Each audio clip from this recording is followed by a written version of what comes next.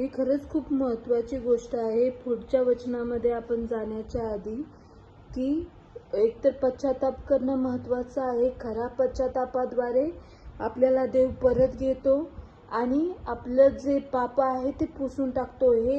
हे सत्यच आहे.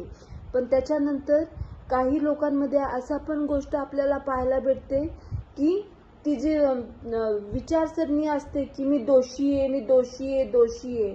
तू एकदा खरा पश्चाताप केला ना, तुझं अंतःकरण तुला आणि देवाला पण माहिती आहे ना, मग तीच गोष्ट परत नाही का की मी पापी आहे. हे देहाची फसवणूक आहे आणि सैतानाची लबाडी आहे. ह्यातून पण देवाने त्याच्या मंडळीला बाहेर काढावं. आणि ज्या वेळेस जर प्रभूने आपल्याला शुद्ध केलंय, आपलं अंतःकरण आपल्याला खात नाहीये, आपल्याला माहितीये की मी खरा पश्चाताप केलाय, ना मी स्वतःला फसवतोय ना मी देवाला फसवायचं धाडस करतोय, तर परत त्या गोष्टीचं स्मरण करणं की मी किती दोषी होतो, मी कसं पाप केलं, कसं देवाला हे केलं, त्या गोष्टी हे उगाळण्याची आपल्याला गरज नाही. कारण त्याने ती पातकं आपल्यापासून लांब केलेत. पूर्वपासून जशी पश्चिम लांब आहे इतकी ती लांब केलेत. आपल्याला त्याचं स्मरण पण राहू नये, तर आपण उपकार स्मरणामध्ये देवाच्या वाढावं, हीच त्याची इच्छा आहे. ही गोष्ट आपल्या जीवनामध्ये होणं खूप महत्त्वाचं आहे. त्यासाठी पण आपण प्रार्थना करणार आहोत. ह्या प्रार्थना मुद्द्याबरोबर यशया 55 10 ते 11 मधून आपण वचनातून ही अशा प्रकारे प्रार्थना करणार आहोत.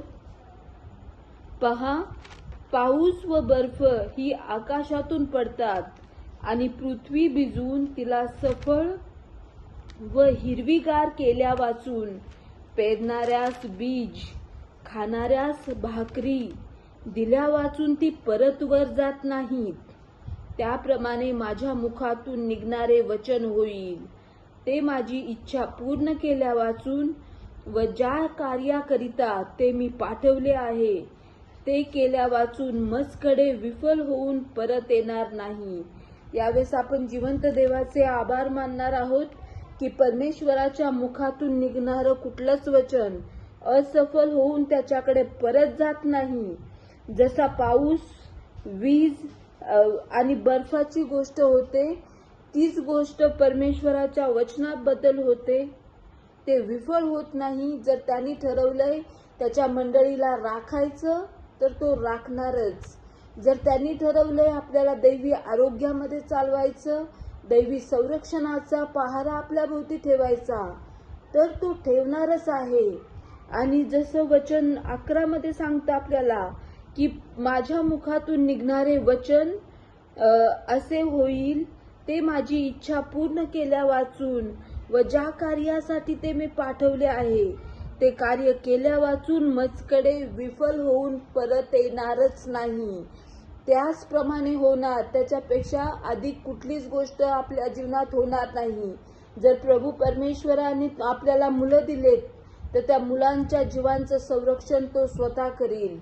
आपल्याला भीती बाळगायची गरज नाही. कुठला व्हायरल इन्फेक्शन त्यांना होईल का काय, किंवा कुठला रोगराई त्यांना पकडेल का काय, ह्याची भीती आपल्याला असणार नाही. तर आपण as a parental authority bold declaration करणार की जिवंत देवाने ठरवलंय तीच गोष्ट माझ्या जीवनात, माझ्या मुलाबाळांच्या जीवनांमध्ये घडणार. ख्रिस्ताच्या मंडळीमध्येही जे त्याने ठरवलंय तीच गोष्ट घडणार.